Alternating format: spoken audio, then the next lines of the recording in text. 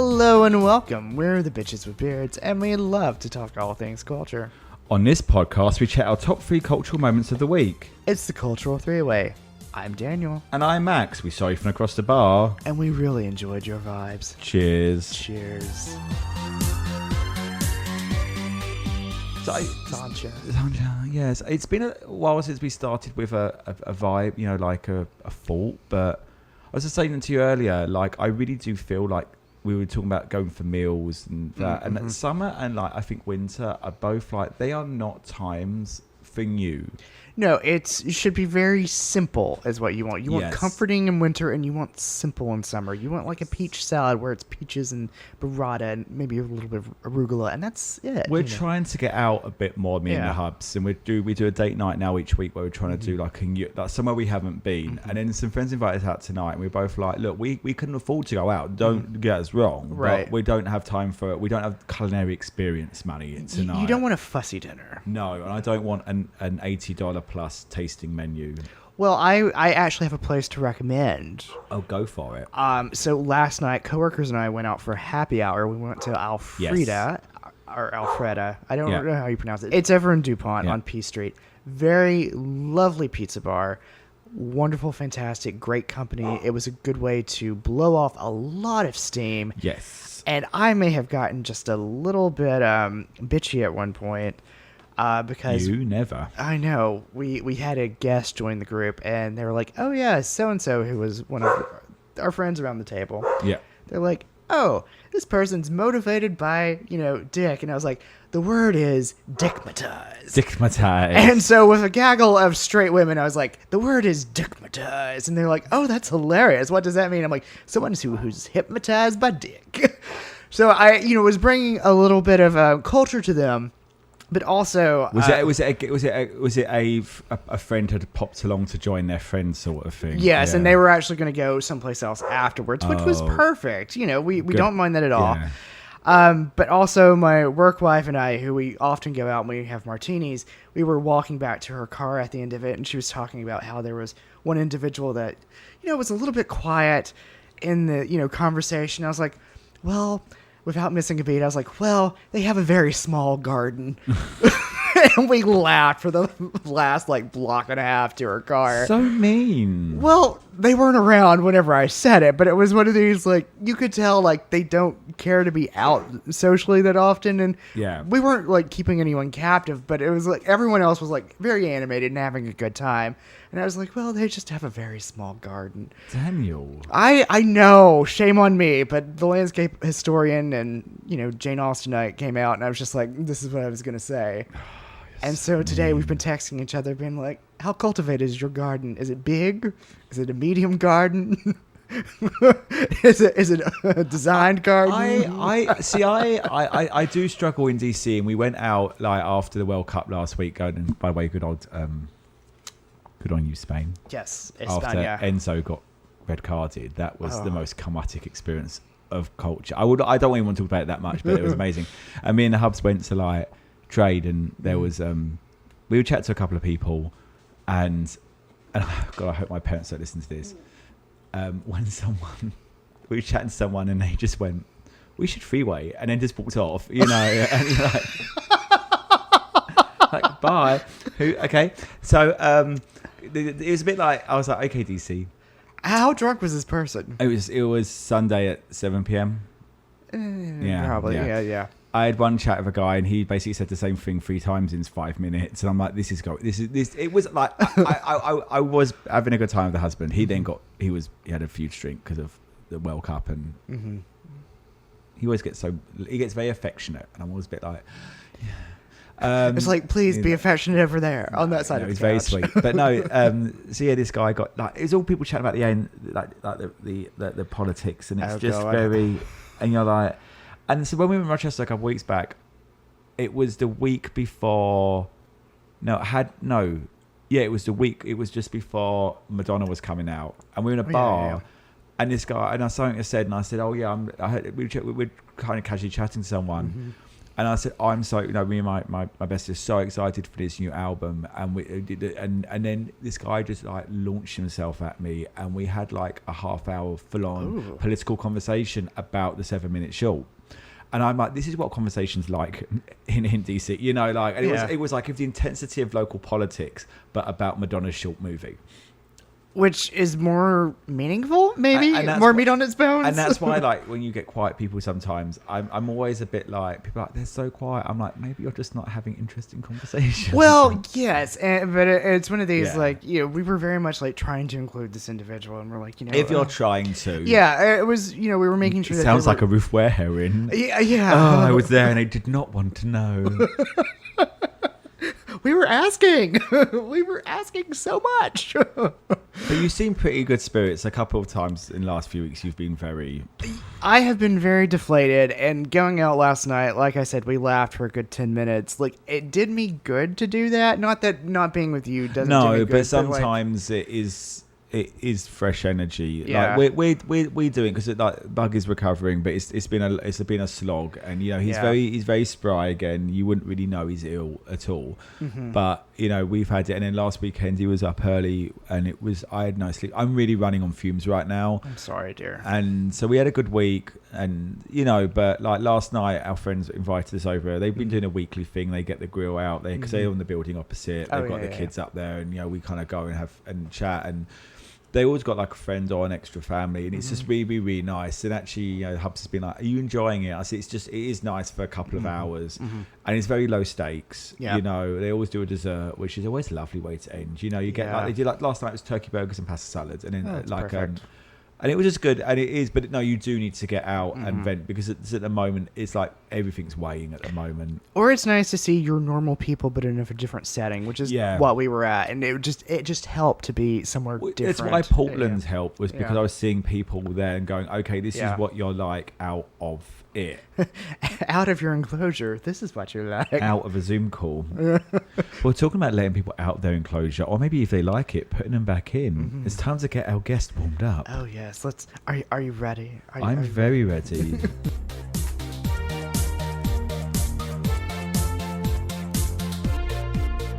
What's been culture for you this week, Daniel? Culture for me this week, I made a giant thing of fajita vegetables and vegan chicken, and if I never see any of that again, it would be great, because I ended up using it for about 5 days to make quesadillas, and I made nachos, and I don't want to see any of it again. It was delicious, but day 5, you're like, no more tortilla. Usually it's 2 days the same for me, then 3 days you've got to work out something to really do with it. And I couldn't think of anything else other than like omelets, and I'm like, I didn't want an omelet with that. I was just like, no, like it's just got to be another quesadilla. I'm sorry.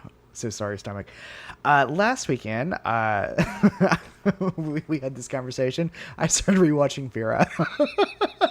Are you enjoying it again? Have you watched it all? I've watched like most seasons. It's one of these like you can just sort of pick up anywhere. Yeah. Like you have to watch the first 2 seasons, because those are the ones based off of the books, and then after that, you can watch any of them, and it's just like, oh, okay, it's just a matter of like who is the assistant to her that you're following. It was good. I was doing like season 6, because that was like a season I'm like, I don't remember what happened this season at all. So I was like, let's watch this one. It was good. It was very good. Brenda Blevin was in it, which she's so good. She's so good. Song of the week, Sparks by Evan Jacobson. It's a very smooth jazz song. The music intro is used in a couple of like YouTube feeds. Yeah. But like if you actually listen to it, it's a gorgeous song. Nice. So if you just need something to put on and relax to, I highly recommend it. What about you? What was your culture for this week? Movie this week was The Odyssey. I never would have guessed that. Yes, and I took the Hubs. It was one of those where I said, he goes, we saw the trailer for it. Then a few weeks later I said, do you want to go see Odyssey? He goes, they're doing a film about that. I said, oh, babe, for God's sake. But he's read the book. It's the unusual one where he's read the book and I haven't. He studied it in school, and I've never. Yeah. It's not really one I feel I'm going to pick up. I don't think you need to. No. But it's an excellent film. His biggest issue mainly was that the accents. It was American accents as opposed to posh British accents before. Yeah, but even like the Brits were given American accents, so level it out a little bit. Did Samantha do an American accent? She might not have. I was about to say, she's such a heavy Scottish brogue. Like, did she do? I think she did. She might have done. I can't remember. I know like to give. I think all the soldiers were given. American. Yeah, because you know who Samantha Morton plays. Cersei. Yeah, it's fucking. Yeah, that scene is the most intensely grotesque scene I think we've ever seen. So I'm going to say this: I have also, like the Hobbs, read the book in high school, but I also read it along with. I read the picture book. No. So I've also read the Iliad and the Aeneid, and I actually prefer the Aeneid to. What's that one?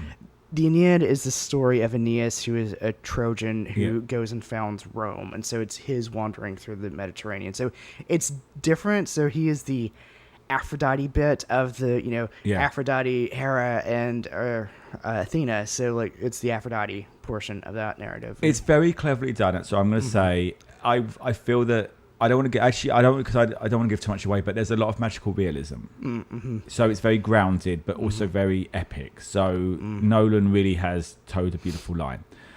TV of the week. I was going to say it was going to be Elle, but it didn't really. It was a good, but didn't really register. Oh no! It's good, but it's just it worked, and I'm looking forward. June Day Marathon is the best.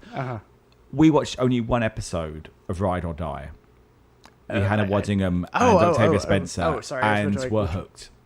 So, just to say that at a level of like how quickly you were thrown into that one compared to Elle, again, lovely season, really good. I hope it does well. Yeah. But Ride or Die, there's a reason it's doing so well in the charts. Maybe I'll watch that tomorrow. The dress, that's what I'm going to say. You'll know exactly what I mean when you see. Oh, I've seen a photo. There's the dress. Yes. Yeah, it's quite something. Yes.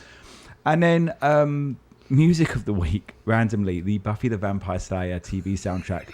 I don't know what today. I feel because usually Fridays my podcasts always run out like literally by 9. They do, yes. And so I was like, okay. And then I kept thinking about something. I was like, because of Spotify, you can kind of go, okay, let's see what we've got. Yeah, it's like suggest something else. It's such an era of music, and I think summer is especially like Christmas is reflective in a very focused Christmassy way.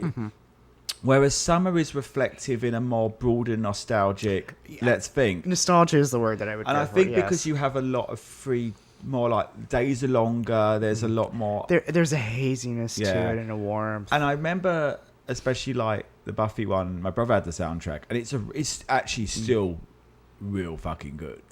I feel like I need to go listen to. I'm actually going to write this one down. I need to go look into. It's definitely like it's pre-emo though. So before anyone says it's not emo, this was what it's the bridge between grunge and emo. Okay. Yeah. I can see that. Yeah.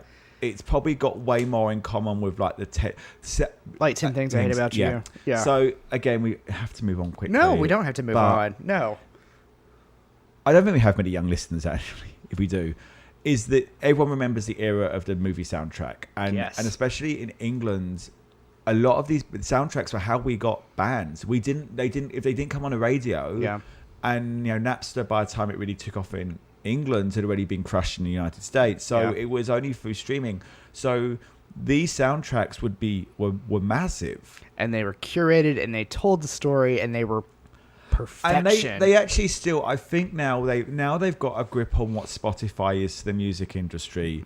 They are actually starting to return that way a little bit. And I don't know how like some of it really is working. I know but like 10 Things was a huge one. Yes. American Pie was good, but I think 10 Things because of the female angle of the movie. 10 Things, I remember that soundtrack. I think I had that one on CD. Because Joan Armatrading didn't. That was a big. I remember that like song. There was some real nut. Like okay, this is curious. Yeah, American Pie. Member. Buffy was really good, and then the Friends one was really good. I don't know that I've listened to that one. I think my brother had the Friends one as well, and that was like Hootie and the Blowfish a lot. Because especially as well as a lot of like stuff. The first 2 seasons would generate a lot of these. The buzz. But no, I was like, okay, I was gonna give it a listen, but and randomly there's a song on it called Lucky, and I was like, this bit is a bit schmaltzy. But I met the director of the music video. He was British, and we ended up trying to hire him for a job. And I was like, "As in the Britney Spears Lucky?" No, it's all very emo. And then there's like, do you remember Hepburn? I'll quit. No, I don't remember. Yeah, that was big in England, and they got it onto the Buffy because this is WB. This is like, and what people also don't realize is that stuff on the CW. Mm-hmm. Now, I mean, that's sadly they've killed the CW. I was going to say I don't know what it's called now anymore. But these shows and like the producers on them, and the music producers would launch so many bands. Glee launched Fun. Yes, and I know that Jack Antonoff is huge in his own way. Mm-hmm. He's getting divorced while Taylor's married. That album's going to be amazing. Yes. But it was because of Glee because they and then I listened to that album. That album is some nights is fucking crazy. It's so good. It's so hyper produced. It hits a certain feeling, and you're was he involved? Was Jack involved a lot in Fun, or was he just a member of the band? I honestly don't know. It's something that I'd have to look into. Yeah, to be honest, because when I realized who he was after, because I didn't get into Bleachers. I didn't know of them until they were on SNL, and then I looked into who this kind of cutie patootie was. I was like, oh, I remember him because he's really in the background. Because it was Nate. Nate was the front line. And he's got an amazing voice. Yeah. But no, TV, and I still say trailers are the way. Like you watch, but trailers now they're not using as much. There's a really big thing with trailers is the remixing of a known song with an orchestra. Yes. And I love it, but I want the full-length versions. Yes. Not just a trailer snippet. But that's all they'll do. And you're like, I want the full song. I want the whole song done like that. And by the way, again, we're going to move on quickly after this, but it's so easy to Google it now. Back in the day, to Google what song is used in said trailer. It would take forever to find out which one it was. Oh, God. It was crazy how long it took. Yes. I just want to know what that one song was. And if it didn't appear on the soundtrack album of that, invariably that meant it wouldn't even come up. So here is a story. One of my favorite trailer songs was for Elizabeth the Golden Age. It was the trailer song. Yeah. The trailer song was actually a Ewan McGregor film, Lincoln. It took me years to figure out that was the case because it never came on the soundtrack. And you're just like, why? What is this song? My one was The Who, Bubba O'Reilly. They use a da-da-da-da-da-da bit in the Bug's Life trailer. Oh, yes, I know exactly. I couldn't work out, and we looked for it, and my brother had the cassette tape of Fever Pitch, the soundtrack, and we just worked out what the song was, and he put in the cassette, and he found it on there. He goes, I found the song. Oh my God, the amount of songs that drove us crazy. The most random one talking about Elizabeth, though, is the Young Victoria with Emily Blunt. Yes. And what movie do they use it from? Oh, I don't remember. It's Love Actually. It's the March. They use the March. Yes. And it's really weird that they've got this epic love story set in Victorian Britain, naturally. On that note, Daniel, I think our third is getting cold. Yes. Now it's time to answer the question, who's your top, who's your bottom, and who is the lucky Pierre? So, Daniel, can you answer those questions in 5 minutes? I think I can. So, my bottom of the week happens to be that Madison Square Garden has sued Wired magazine after the publication alleged in an article earlier this month that the venue tracked queer performers and assigned risk scores for discriminatory purposes so that they wouldn't be booked into that venue. According to Wired magazine, there was over 100 performers of a list of 40,000 that were labeled as in a high-risk individual, and the magazine stands by their reporting. So we're going to see how this one plays out. So they put a fake report on them so they wouldn't be. Yeah. So, and I have no clue who any of these individuals were that they had that ranking. Anyways, my top of the week. My boyfriend has a new project. I heard. Jonathan Bailey will lend his dulcet tones of his voice to the new Audible original adaptation of Dracula. He will voice Count Dracula. He's joined by Maggie Gyllenhaal, Leslie Manville, David Johnsine, and Amy Lou Wood, among others. These audio books now are really taking off, aren't they? They really are production levels of it. But Jonathan, oh my God, yes. I'd be curious to know what he like how he's gonna do Dracula, because it's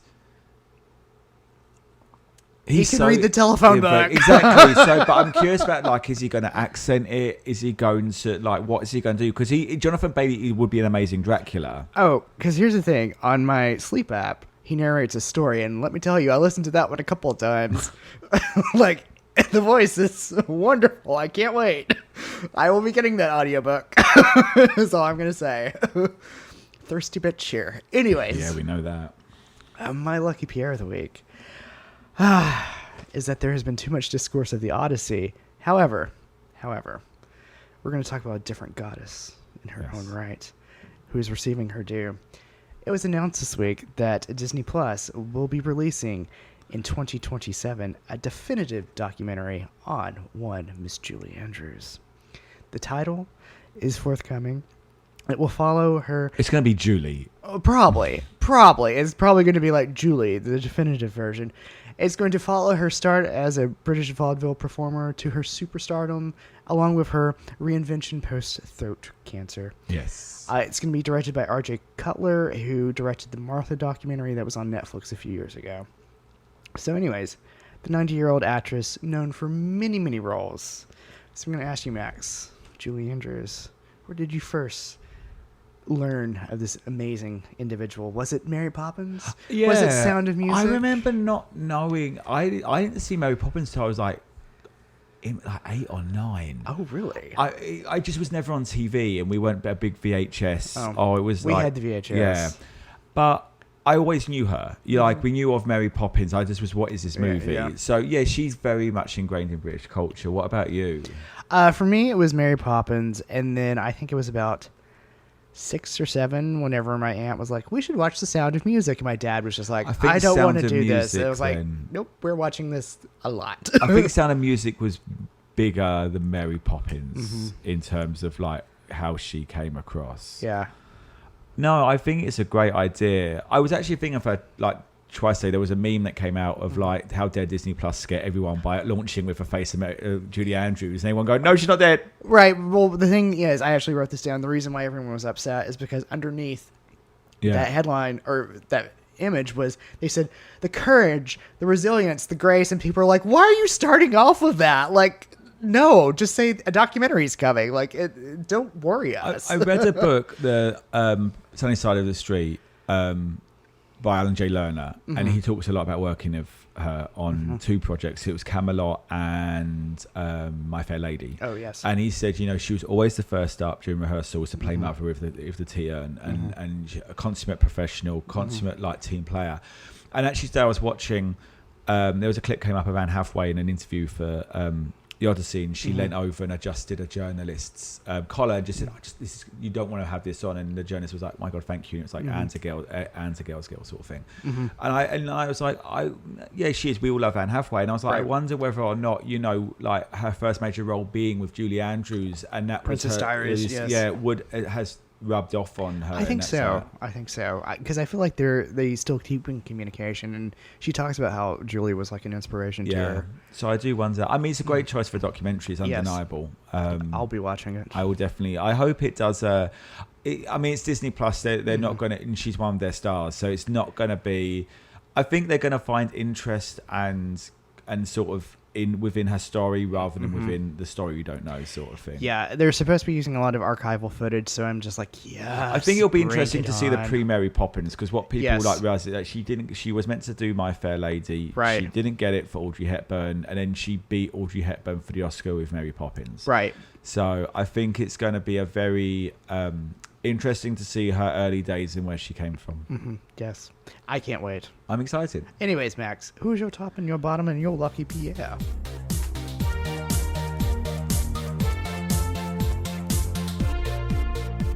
Well, the bottom of this week was there was no Spice Girls reunion. No, there was not. At the wedding of Mel C to a very handsome husband. Yeah, yes.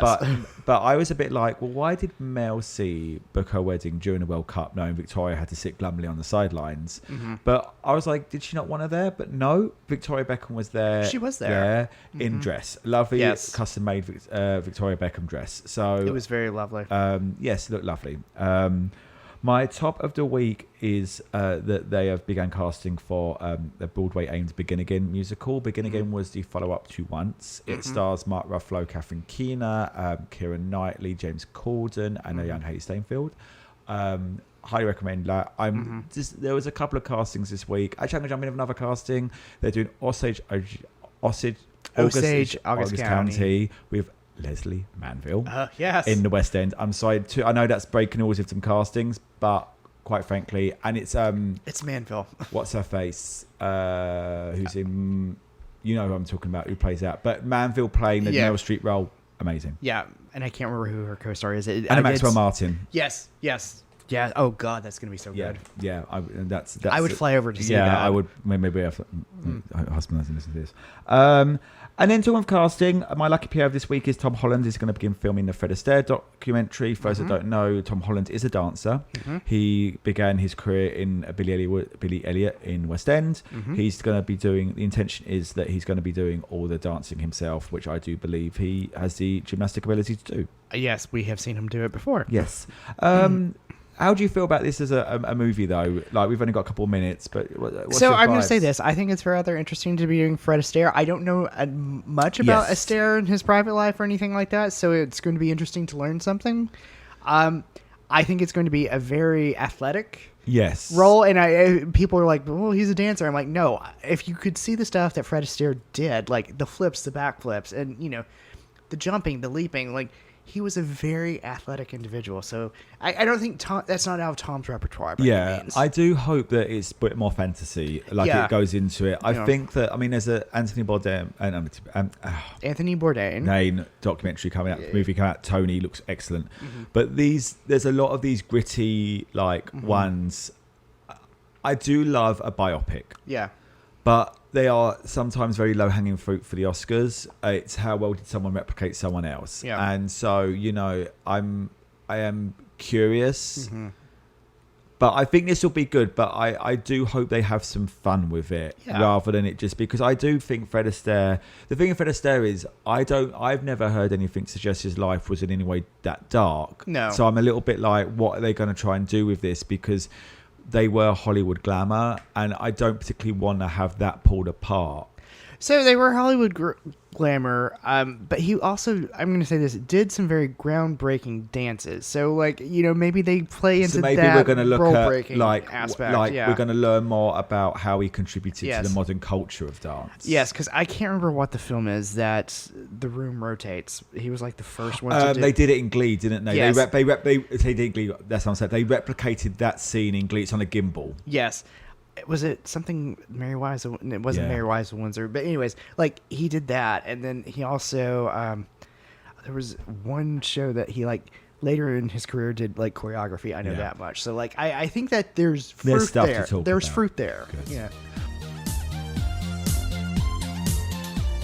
Well, with that, Daniel, I'm going to have to quickly move on to the end of the episode. Yes. A couple words. What's culture for next week? Surviving. Yeah, I think so. And with that, Daniel, we covered everything. Oh, no, so that was the wrong podcast. Wrong podcast. I'm Daniel. I'm Max, and thank you for being our third this week. Cheers. A big thank you to everyone for tuning in to Daniel Max's Cultural Freeway and for giving us a listen. Don't forget to rate, subscribe, and review, and follow us on the socials. You can find us under Bearded Bitch Pod or Bitches with Beards. Please remember that only a mother could love our views and opinions, and they reflect us and no one else. We'll be here next week, unless we're cancelled.